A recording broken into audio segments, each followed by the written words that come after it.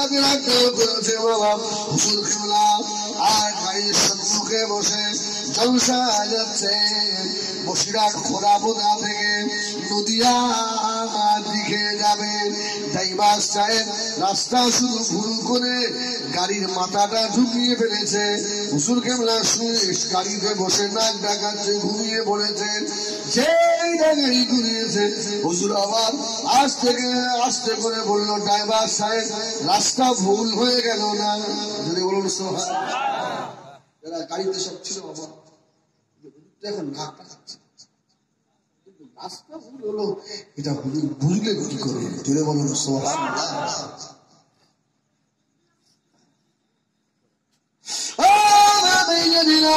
পরে আরো কথা শোনাবো অসুবিধা হচ্ছে তকবীর দেবে বাবা নারাই তকবীর আর একটু জোরে হবে বাপ নারাই তকবীর আমার হুজুরকে বলা আল্লাহ বড় নিয়ামত করেছেন আমরা চিনতে পারি এখন মালুম হচ্ছে আব্দুল্লাহ ইবনে তামির রহমাতুল্লাহ আলাইহি মালুমে চলে গেল এই জন্মবন্ধুর জন্য দোয়া করছে আল্লাহ যদি তুমি হক হও আর এই আমার এই পৃষ্ঠায় ঈসা আলাইহিস সালামের ভক্ত আল্লাহ আমি যে বিদ্যে শিখেছি তোমাকে আল্লাহ বলে তো স্বীকার করেছি তুমি এর চোখটা ভালো করে দাও ধরে বলুন সুবহানাল্লাহ এই আমি নাম করবো না এখন সে পিসাব এখনো ফুরফুরা শরীরে হায়াতে জীবিত আছে আমি নাম বলবো না আমার এক বন্ধু বলছেন বন্ধুর স্ত্রী দুটো কিডনি দুটো ড্যামেজ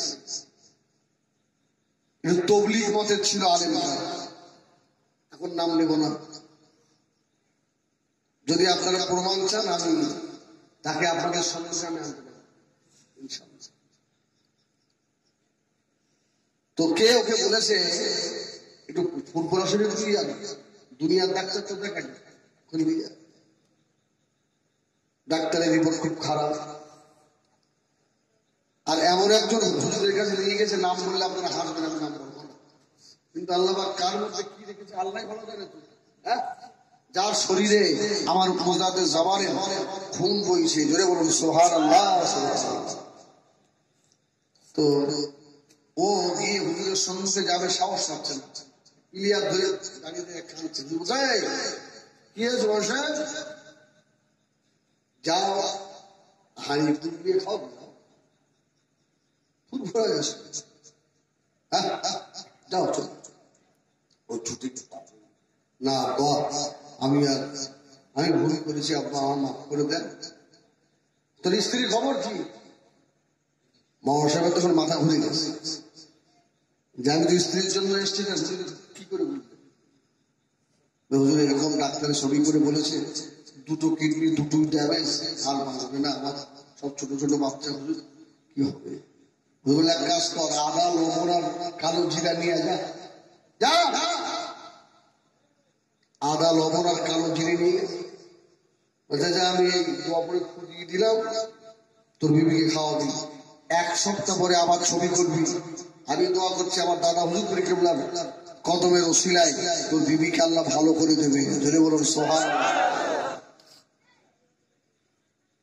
মা সাহেব বাড়ি কোথা বলে দিই বারাসাত তিনি বড় টুকটাক অজনসিয়ত করে বলছে আমি এক সপ্তাহ পরে এসে আবার ছবি করেছি কিডনি পুরো একদম কোন রোগই নেই জোরে বলুন সুবহানাল্লাহ পরিষ্কার এখন যে ডাক্তার দেখতো ওই ডাক্তারের কাছে দুটো ছবি নিয়ে গিয়েছে ডাক্তার তো দেখো এ কি করছে এটা হলো দুটো কিডনি ড্যামেজ তো মারা গেল তো আরে ঠিক হলো কি করে মামসা বলছে ডাক্তার সাহেব ডাক্তার বাবু আমাদের পীর সাহেব আছে আপনি এত ওষুধ দিয়েছেন আর তিনি লবণ আর আদা পোড়া দিয়েছে যদি বলুন সুবহানাল্লাহ এই এক সপ্তাহ হলো এই লবণ আর আদা খেয়ে ভালো হয়ে ডাক্তার তো পাগল বলছে ওই মানুষটার কাছে আমাকে একটু নিয়ে যাবে এখন যে হুজুর কথা বলছি খুব বকে আস্তে আস্তে একসাথে ডাক্তার নিয়ে ফুল করে গেছে ও গিয়ে বলছে কি ব্যাপারটা কি বলছে সত্যি আপনারা দেবতার সমতুল্য। আচ্ছা ও তো বলতে নেই আমরা দেবতা নয়, আমরা দেবতার গোলাম। যেরকম সুবহানাল্লাহ, আমরা আল্লাহর গোলাম। হ্যাঁ আমরা তার গোলাম। বলছে আপনি কি এমন মন্ত্র দিলেন তারপরে সুস্থ হয়ে গেল? হচ্ছে এটা অন্য কিছু নয়, আমি আমাদের কোরআন শরীফের সূরা ফাতিহা বিসমিল্লাহর সঙ্গে যোগ করে পড়ে পুদিয়ে দিয়েছি। যেরকম সুবহানাল্লাহ, ওয়া নুনাজ্জিলু মিনাল কুরআন মা হুয়া শিফাউ ওয়া রাহমাতুন।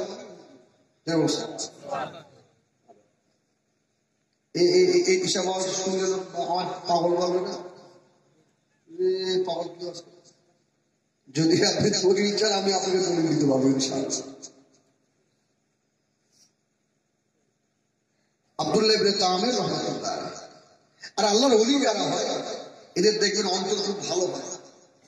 ঠিক শরীয়ত বিরোধী কাজ শরীয়ত করতে পারে না। ফির আল্লাহ মানে কালিমুল্লাহ বলে বাহ্যিকটা ছিল খুব গরম কিন্তু ভিতরটা ছিল খুব নরম। এরকম সুবহানাল্লাহ। হুজুর যখন একটু ভালো মেজাজে থাকতেন না, হুজুরের পাশে বসলে ফ্যামিলির কোনো শব্দ কচি তোমরা আমার কথায় রাগ করো, আমি সুগারের পেশেন্ট তোমরা জানো, মাথা গরম হয়ে যায় বা বুকে ফেলি, আমার কথা যেন রাগ করবে না, রাগ করবে না। আল্লাহ বলিদের ভিতরটা গরম হয়। ভাই হযরতে আপনার ওই জোরায়েদ বাগদাদির নাম শুনেছেন? আমি সব এক এক করে আলো ইনশাআল্লাহ 10:30 শেষ করে কথা 10:10 এবার 10:30 যদি একটু বেশি অসুবিধা আল্লাহ আল্লাহ এই হযরতে জোরায়েদ বাগদাদি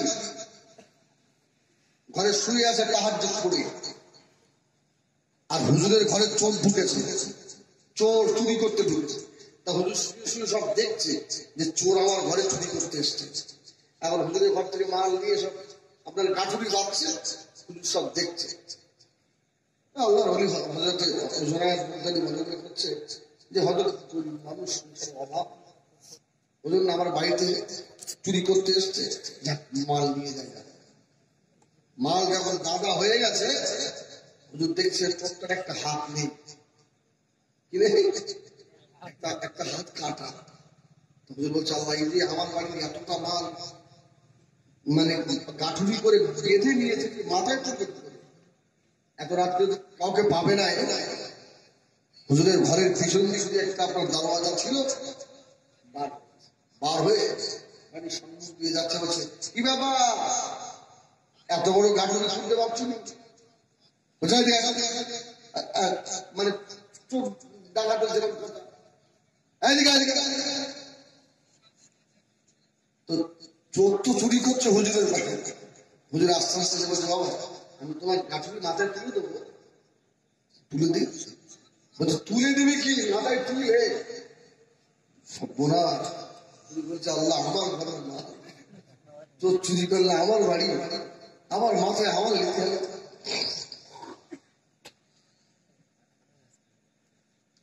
আল্লাহর কাছে জোরায়েদ বাগদাদি রাহমাতুল্লাহ আলাইহি মাথার উপরে কাঠুরিটা ওই হাত কাটা চোখ তুলে দিয়েছে। বাবা হুজুর আমার আস্তে আস্তে হেঁটে হেঁটে যাচ্ছেন, চোর পিছন দিক দিয়ে আল্লাহ পিঠেতে মারতে লেগেছেন।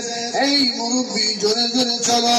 আল্লাহর ওলি হযরত জোরায়েদ বাগদাদি রাহমাতুল্লাহ আলাইহি বলল বাবা আমাকে মেরুনি বাবা, মেরু না বাবা, আমি বুড়ো হয়ে গিয়েছি বাবা, এত বড় গাঠুরি নিয়ে যাওয়ার ক্ষমতা আমার নেই বাবা।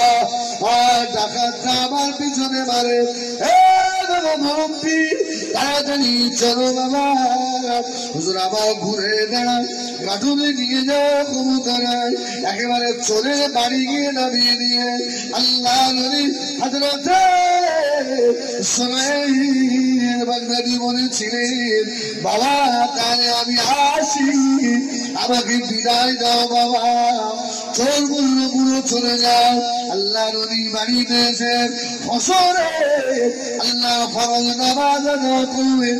বেলা যত বাড়ে চোরের ভিতরে যেন কেমন জল্পনা কল্পনা শুরু হলো, যারা চুরি করেছি ওই মাল তো বুড়ো মাথায় করে আমার বাড়িতে দিয়ে গেছে। এই বুড়ো যদি বলে দেয়, সকালবেলা যদি বাড়িওয়ালা ছেলেপিলি করে আমার বাড়ি চুরি হয়ে গেছে, আর এই মালিকটি যদি বলে চোরের বাড়ি আমি চিনি, আমার তো খাল খুলে ফেলবে। আল্লাহু আকবার।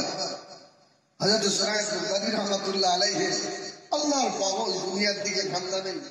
আমরা তো সব দুনিয়ার পাগল। আল্লাহু আকবার। যত বেলা হচ্ছে তত ওর চিন্তা বেড়ে যাচ্ছে।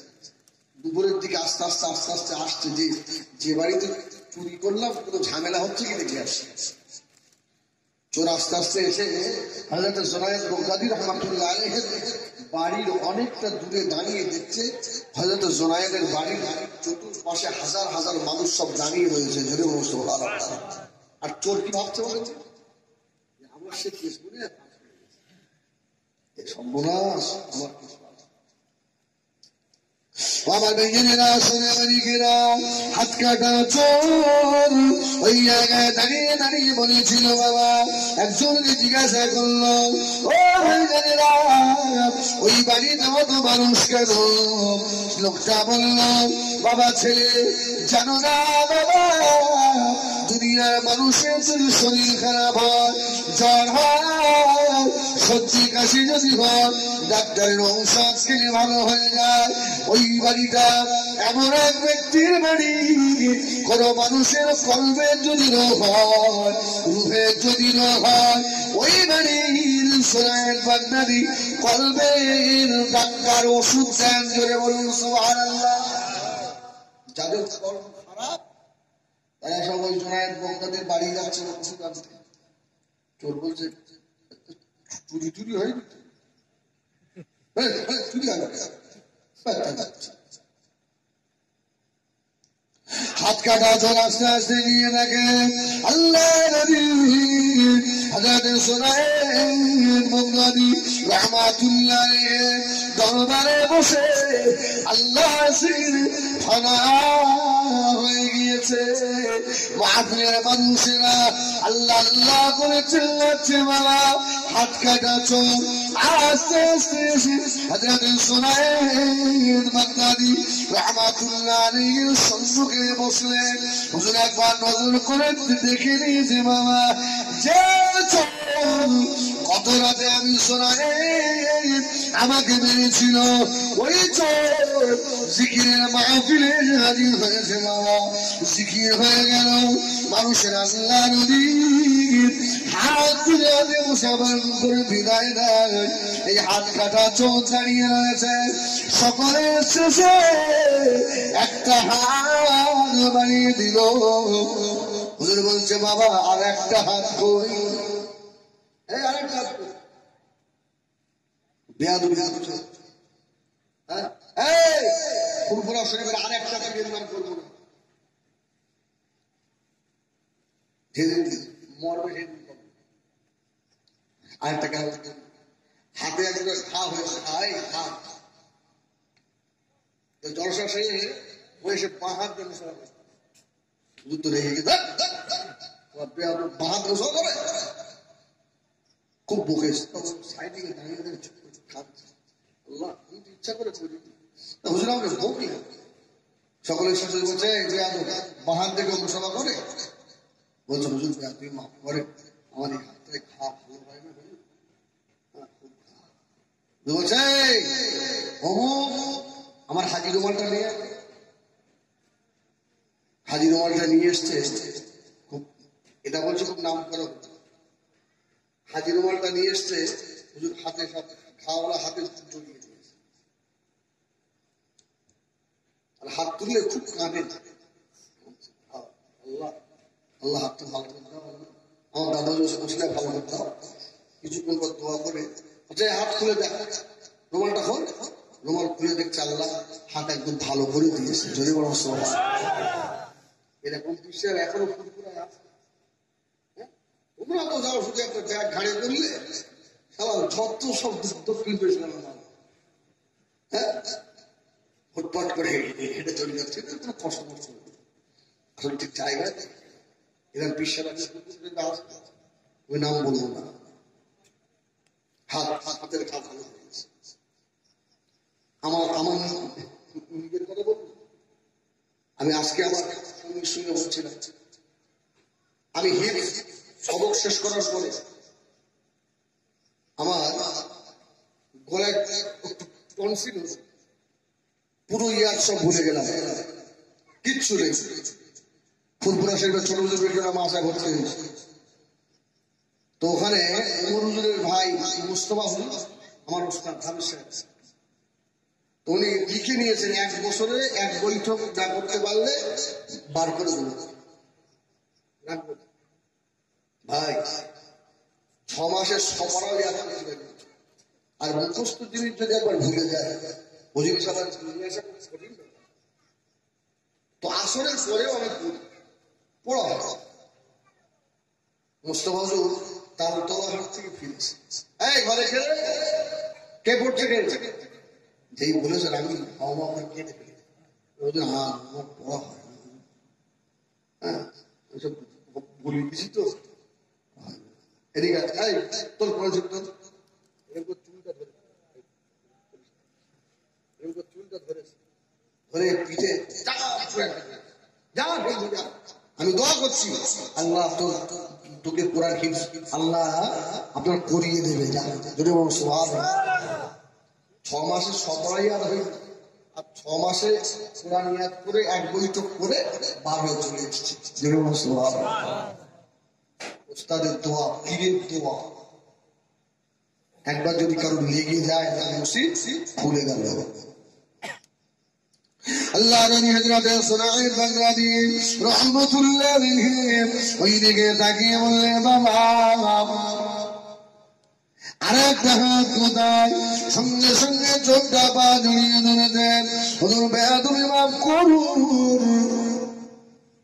গত রাতে আমি আপনার বাড়িতে চুরি করেছিলাম, হুজুর আপনি আমার কাঠুরিটা মাথায় করে আমার বাড়িতে পৌঁছে দিয়েছিলেন। ও